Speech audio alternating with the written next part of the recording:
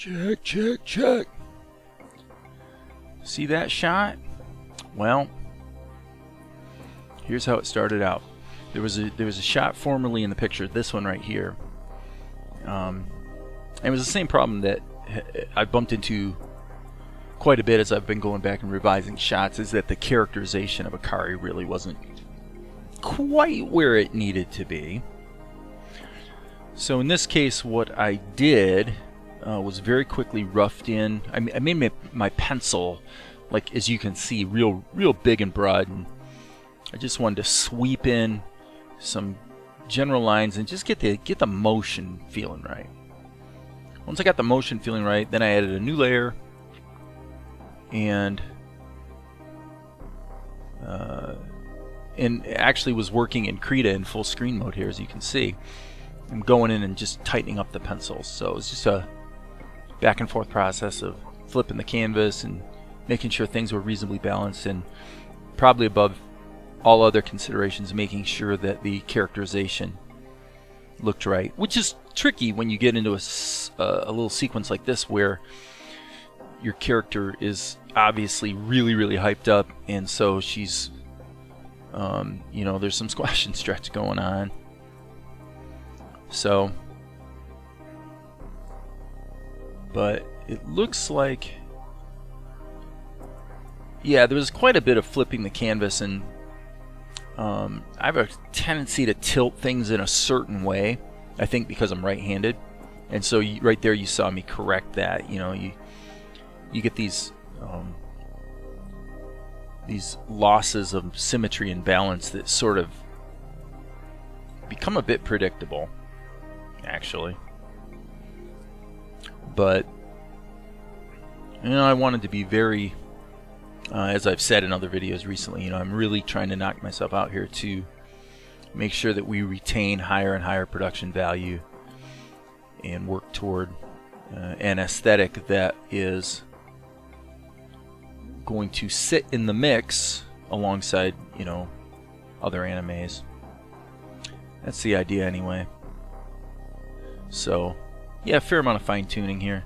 I tried some different things. I tried, at the end of this motion, she's kind of trembling, and I tried doing like continuing the push in with the camera even after she's frozen but trembling. More with anger actually than fear, for the record. But when I tested the continuing the push in, it just dragged the shot out longer than it needed to be. It looked cool, so it was a good example of a shot that looked really good in isolation, but if you cut it into the show, you go, okay, this looks stupid. It's actually slowing the excitement and the action of the story down.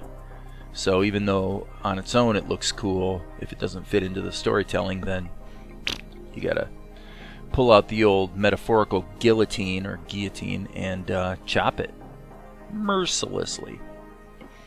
So there was a fair amount of fine-tuning, as you can see here, trying to get the eyes balanced, make sure her mouth is low enough on her face, for example. So it's just back and forth. I think we're getting close here to the point where it was time to start painting. No, I guess not. I guess we had a little more ink to do. Well, I guess we have a lot more ink to do because, okay, I'm an idiot. Because that was actually still the pencil. Yeah, so I was doing a fairly detailed pencil test to make sure everything was right, before I started inking and painting. So I followed the standard procedure here by putting the ink and paint each on their own individual layers so that there wouldn't be any regrets if you do painting in behind mode. And you can bake everything into a single layer, but then what if you want to change what if you want to tint the outlines, maybe make them lighter or whatever.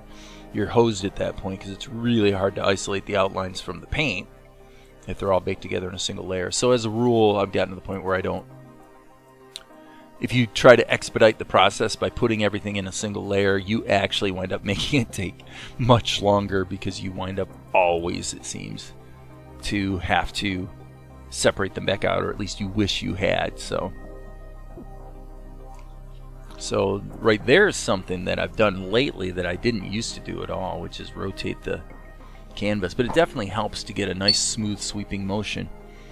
As we get here, moving forward here, I believe we also got into where I was doing the irises. Like right there, I'm kind of dinking around with trying to make them circular.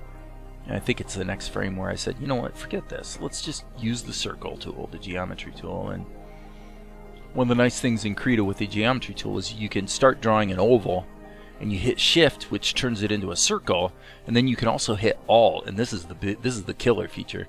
You can hit Alt, which allows you to take the shape, the circle that you're drawing, and drag it into the proper position, because it's often the case that you're going to start the circle in the wrong place, like right there. You can see me. It goes by awful fast here, so you really can't see it, but in every case, the circle was not where it needed to be, and then I would hit the Alt key, and it would just snap it. Well, it would let you drag it to where you needed it to be, and then when you let go with the mouse, you know, your circle's in the right place. So that's definitely a good thing in Krita. And by the way, Krita 4.3 is in alpha right now, and according to the developers, what they're doing is they're really focusing on bugs. They're not focusing on features, which I think is great, because on their website they talk about the problem of, I don't remember how they put it, but it amounts to the fact that there's a lot of spaghetti code and metaphorical duct tape holding Krita together in terms of memory management, and I completely agree, and I hope they address those things successfully with this update. Of course, it's in alpha now, so there's going to be a lot of bugs, but and I downloaded it and actually kind of abandoned it right away, because I noticed that when the pressure sensitivity on my tablet, everything else on my system works fine. Krita 3, the alpha, pressure sensitivity is gone. Who knows why? I have no idea, but that was the case. So I'm like, not going to get much work done with that. I mean, I could do inking with it, I suppose. Try some things out. But what I'm hoping is that I've complained in other videos about the anomalies that are introduced in Krita when you do things like filter masks. You know, in other words, a filter that is going to affect all the cells of a layer, even though it's animated. If you grab a cell and do a filter, it's only going to change the imagery on that one frame. So if you want to change the whole layer, the whole sequence, you need to use a filter mask. And the problem with that is sometimes when you bake it down and sort of bake the filter effect into your final image, all of a sudden you get some artifacting going on, which I won't try to explain here since we're sort of watching this speed draw, but it introduces little lines and holes in the image that wind up having to be painted and fixed, you know, later. And it happens pretty frequently. So I'm hoping, and if you're a programmer like me, you know, you can kind of see what's going on. What they're doing is when they do a filter, they're breaking the image up into small squares, which does help with memory management, because the memory demands at any one moment in time are smaller. The problem is that the way those little squares that make up the image are then pasted back together isn't perfect. And right there's another anomaly you see. When you use the free transform tool, it introduces this real crap actually on your edges. And again, I hope that the 4.3 series will fix those things. It sounds like that's what they're trying to do, so I'm glad they're aware of some of those problems and are working to fix them.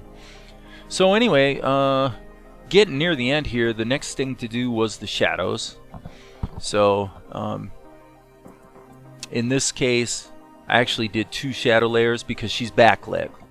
So I went ahead and, as you can see, I'm just drawing the shadow shapes and mostly just filling them in. And then I added a second shadow layer so that I could still get the accentuation like around her eyes and under her hairline and things like that. So you'll see that here in a minute. And I also added a few highlights as well. Then the thing I did here that's unusual is I also added a glow layer. And I don't know if you'll see that in this video actually. Yep, there it is. So you guys know there will be more later.